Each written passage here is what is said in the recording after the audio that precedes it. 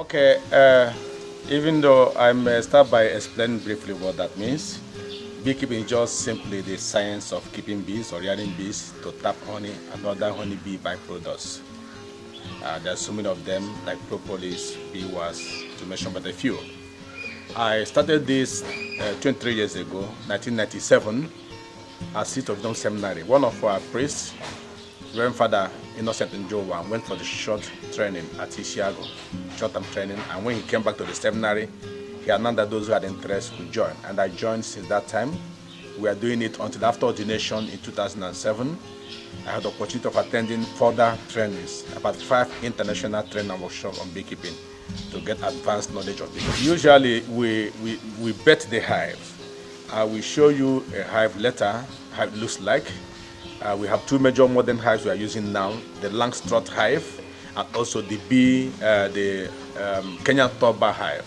These are the major 2 kind of hives we are using as a modern hive. So you bet it with what we call attractor, anything that could attract the bees, and they come into it in trying to forage. They go into it and begin to build there. When they mature, you harvest the honey, you extract the honey, you process the comb to wax and other byproducts. Usually we have an attire that we call bee suit, which is covered just like overall with veil. You put it in a hand glove, and sometimes you can also go without hand glove. Because when you are relaxed, when you go there with relaxed mind, they will not sting you. But when you are anxious and you are afraid, your body secretes this hormone adrenaline, which they perceive naturally, and they begin to sting you. But if you go there relaxed, you can even go with bare hand and harvest everything and come out. Very well there. If you put on anything like, as you mentioned, if you use anything that could, you can make them very much aggressive. So if you are going there, just go natural. Avoid any cosmetic, anything that could, distract them. Just go there natural so that they will not sting you so much or they will not be aggressive. Well, if you bet the hive and they are attracted within the first 1 month, so they require about 3 months to build the comb. After that 3 months, from the 4th month, they're already depositing honey. Means if you are so lucky and you just get your honey in the first month, highest, within a period of 4, 5, 6 months, you get your first harvest. One hive, a colony, can give you at least 10 liters of honey. And in some cases, can harvest more than once a year, depending on the environment. If you have a lot of vegetation and foraging source, you can harvest more than once. Normally, you harvest around from ending of November, but the major honey flow begins from February. Because it's the dry season, and they move about. Rainy season, obstructs their movement. Because if they go out and when the rain falls, their wing will stick. They can't fly. So most of the time, they prefer to stay indoors. In the hive during the rainy season. And when they stay, they begin to leak the honey they stored in the dry season. Okay. So that's why, even if you are harvesting, you don't harvest everything by the month of April, because after April, you are going to May, June. So you don't harvest all the honey you see in April. You reserve some for them so that when the rains are much, they find something to be, feeding on before the major season. Yes, when we get the honey, we sell. Already we are not even meeting up with demand, because people have known the difference between original honey and what people are building with mixing with molasses and sugar. So those who know the value, even they pay ahead of time. So we get a lot of honey, but within a little time it finishes. For instance, people have been calling me for the past 1 month every day looking for the Toba Agro honey, but we don't have it again because we don't go into the factory that we begin to mix up something. This is nature. We depend on nature. Exactly. I know my business is at stake, so I can't even go into anything adulteration. We harvest from the hive and process as it is naturally. So if you're taking natural, pure and unadulterated honey. Yes. The value of global trade in honey and bees products is over $600 million every year. Most people seem to think honey is the only valuable product bees make. Well, you'll be amazed to know that honeybees produce up to 6 different high-demand products used in a range of industries, from food processing to medicine. Yes, because 1 kilo of a bee wax is about 2,000 naira. So, and you can get at least 1.5 kilo of bee wax from 1 colony after harvesting. At least between that and 2 kilograms, so kg. So you can sell each of them at least 2,000 naira per kilo. That is more being commercialized, and people who are into textile industry, polish, candle, and others they buy it. Well, already I don't have my farm here. I'm here because I'm a priest and we go on location. We are posted to anywhere within the diocese. My farm is located at Ogubi, Orocha, Idemabam, Aruchukwu, FGA.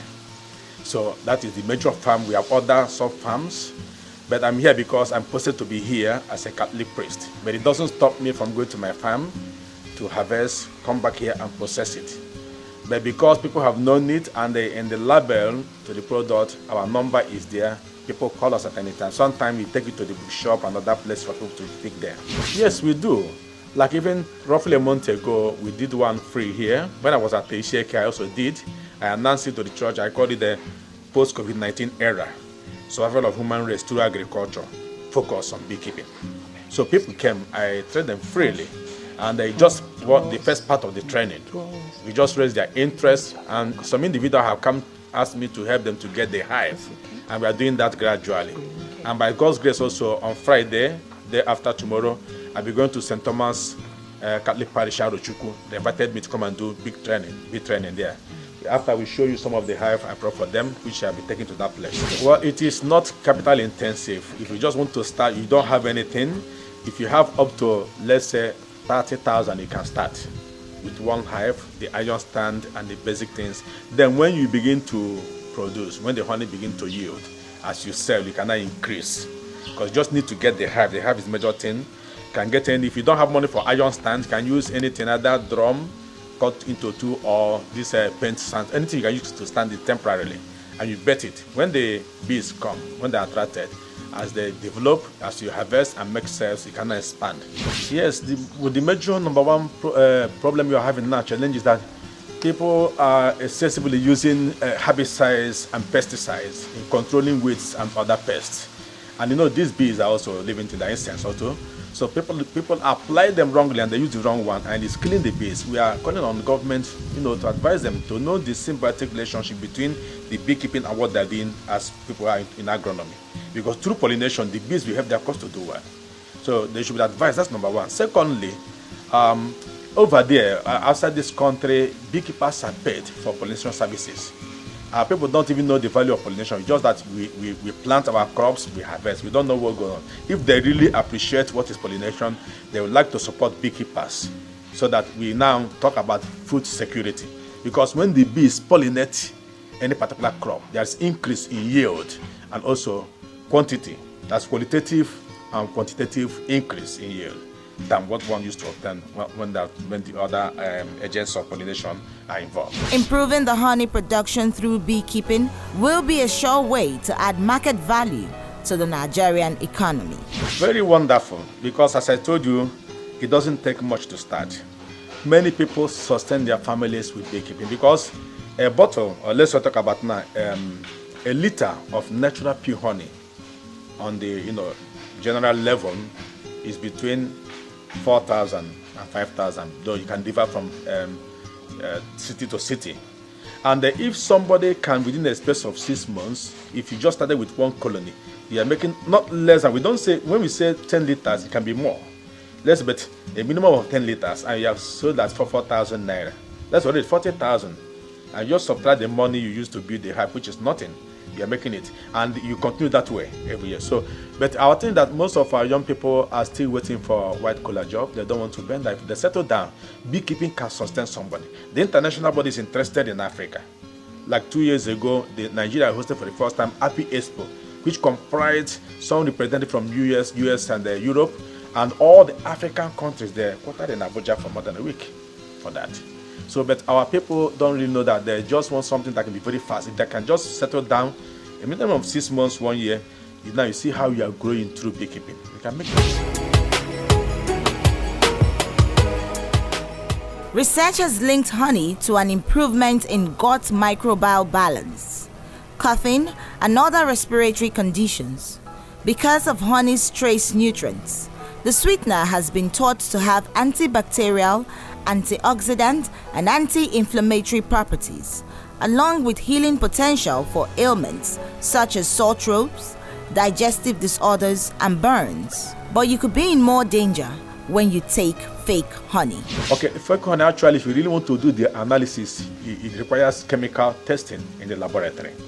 Other things people talk about, if you light, it catches, and other things. Well, those things are sometimes it's what you just that's where they think about it. But it's often a little bit difficult to say this is a fake honey.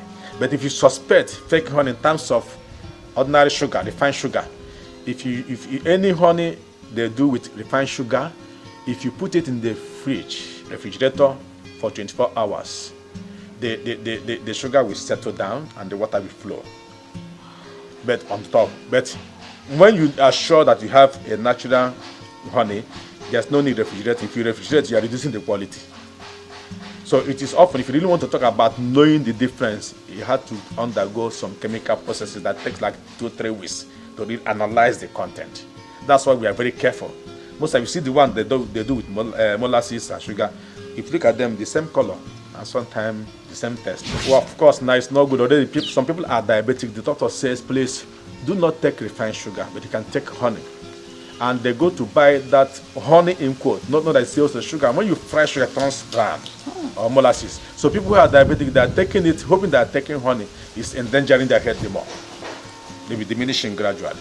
Yes, you see, I only mentioned about honey and also beeswax. Other byproducts, they are what we call propolis. Propolis, the bees gathered it from the barks of the trees, very gummy.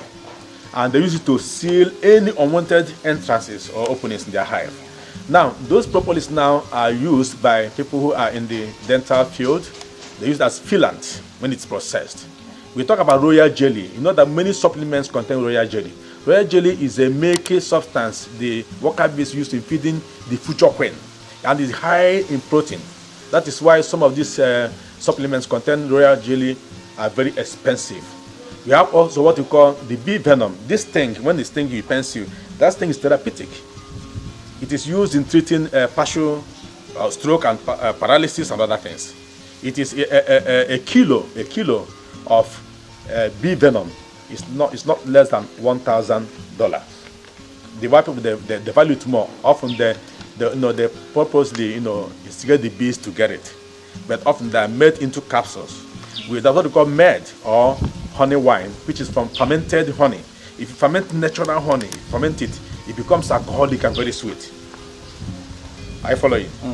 For those who are Catholics, in abbeys and monasteries in the early history of the church, where the vine could not thrive, the monks they fermented honey to use as mass wine.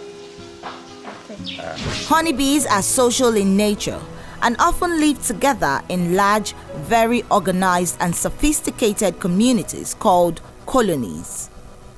Honeybee colonies consist of a single queen, hundreds of male drones, and 20,000 to 80,000 female worker bees. The number of individuals within a honeybee colony depends largely upon seasonal changes.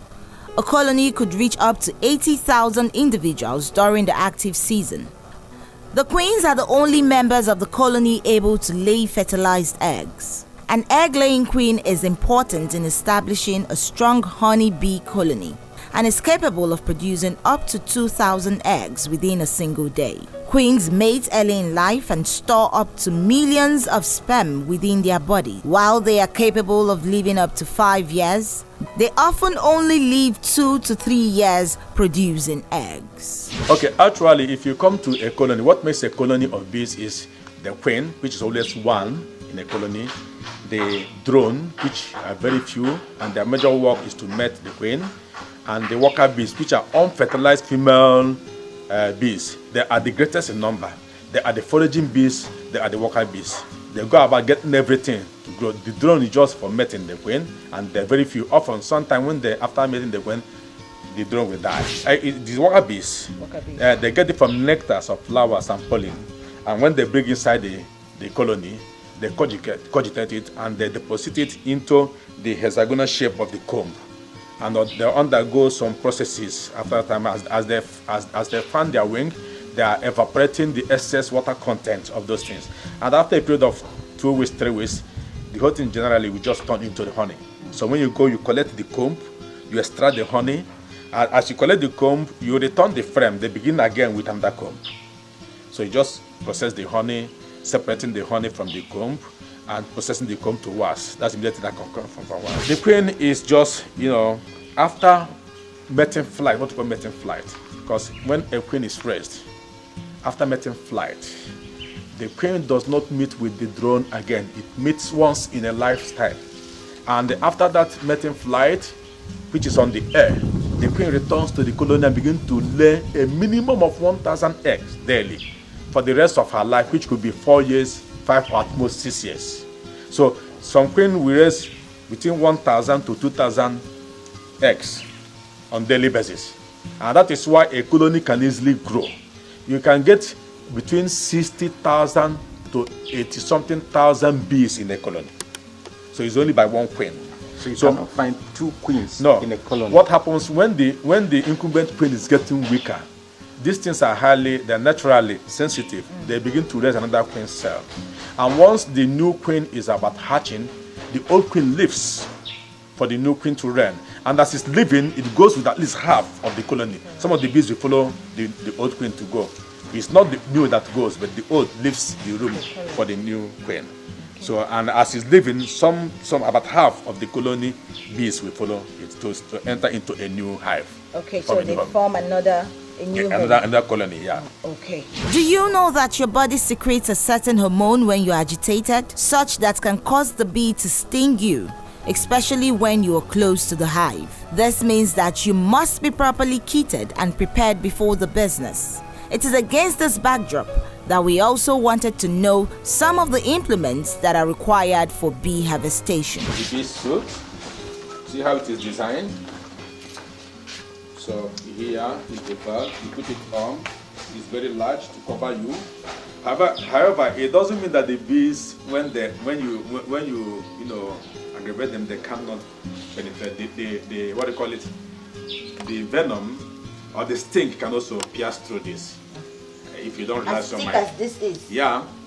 Sometimes they pierce and you just feel it, but if you're a beekeeper, a seasoned beekeeper, even when they sting you 1 or 2, you shouldn't be afraid. Already that venom is medicinal. I said it before, it's therapeutic. Because there's another aspect of beekeeping that's known as apitherapy. Api is from apis. Apis is Latin, meaning bees. That's why they call it apiculture. If you don't call it beekeeping, you call it apiculture. That's the science of keeping bees. So some people are also engaged in apitherapy, where they use the bee products to produce medicine. So this is what we put on. This is necessary, especially when you're going to do thorough supervision. Then this is the hand glove. You can also wear something like this to cover, when after this, to cover everywhere. This is the hand glove you put on your hands. Now this is the smoker. Without this, you cannot open any hive. You put anything that is well, probably mean that maybe like any dry something, you can put it here, like leaves. Then you put fire. If you close it, as you're proper like this, it will produce some smoke. That smoke helps in disorganizing the bees. It doesn't kill them. You pop gradually to disorganize their connection, so that they can, operate simply and live. If you just go to a colony without this and just open it like that, when they are very much connected, they can be very much effective. Yes, this is, they call it smoker bellow.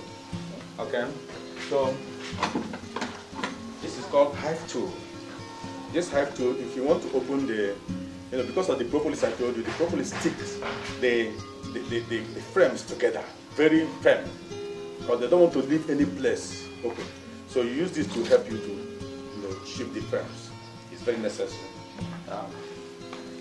This is a brush. If you lift any comb that has honey, and you can use this brush, very soft, to remove some of the bees around it, so that what you put into your bucket, like just ordinary honey, you don't put the bees there.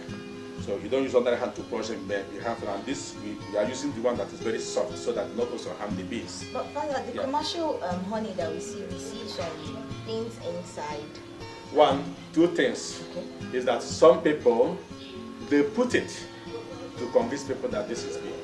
Sometimes they go to hives, some like pesticide to kill the bees, and they put the bees that way on top of what they have used, the sugar they manufacture, to convince people that this is honey. Remember, in that process, they are selling 2 poisons. One, that they are selling sugar, refined sugar to somebody, and they also they use the pesticides to kill the bees to put as an evidence of this is a natural honey. And that time had also contaminated and somebody takes it in a worsening situation. Again, to some people who can also go to the wild and get the natural honey because they are not trained, they don't know how to process it to sieve it properly. Yeah, from that. So this is what you call the beeswax. I processed this one after the last harvest I did. That's the comb people normally throw away in the bush and when they go. I process it to this one. This is what we call the wax. People who are into textile industry, they buy candle, polish, and other things, they buy it. But often I use it as a attractor because it retains the aroma of the honey. Just the aroma of the honey for longer period. If you melt it like candle and spray it inside the hive, it will retain that the bees will come trying to lick it, they discover that place is habitable. So I use that as a pet. Okay. Yes. Let me just show you the hive proper.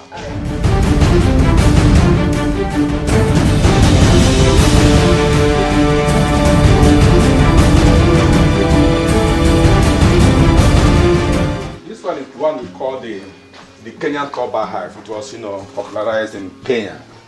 These are bars. This is normally where they fix the comb, and it takes this shape of funnel. So that whenever I want to harvest, when I feed it, I leave this one like this and put in a bucket and scrape it with that hive tool, and I will return this. So this one is called Kenyan Toba hive. This one is Langstroth. Langstroth hive is known as the most modern beehive. Because we call it Langstroth, we named after an American clergyman known as Elo Langstroth. He looked at the way that these bees build their comb on top of the trees and what we call the bee space. The space, this thing that for the purpose, so that the bees can operate between this hive movement, we call the bee space. So that's an innovation brought about Elo Langstroth. That's why we named this hive after him, Langstroth hive. So we use also this one. So this and this are the major. This one, the bees build their comb. They build up here, exactly here. So that if you want, you just put it and scrape and return. The essence of this opening here, if you want to fix artificial comb, that and that thing, to help the bees, because the bees takes them about 3 good months to build the comb. So sometimes people also use this bee wax, process into the same shape, hexagonal shape, so you can fix it already. If you fix it and the bees come, the first 3 months they were used to build that, so they are giving them foundation, they now do faster. But if you are harvesting, you don't scrape. You use a centrifugal machine to extract this one, while you still return it with that fixed artificial comb.